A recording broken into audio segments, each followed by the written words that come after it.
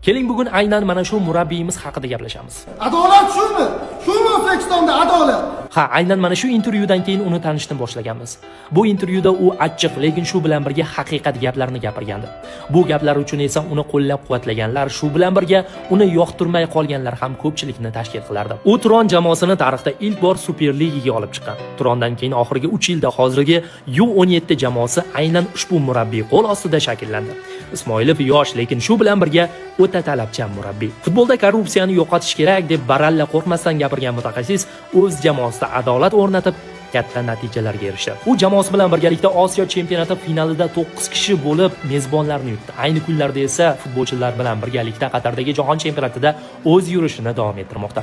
Islom Ismoilov hozirda 33 yoshda, lekin shu kungacha nafaqat yaxshi, shu bilan birga qiyin kunlarni ham boshidan o'tkazdi. Eng og'iri esa bu yil onasini yo'qotishi bo'ldi.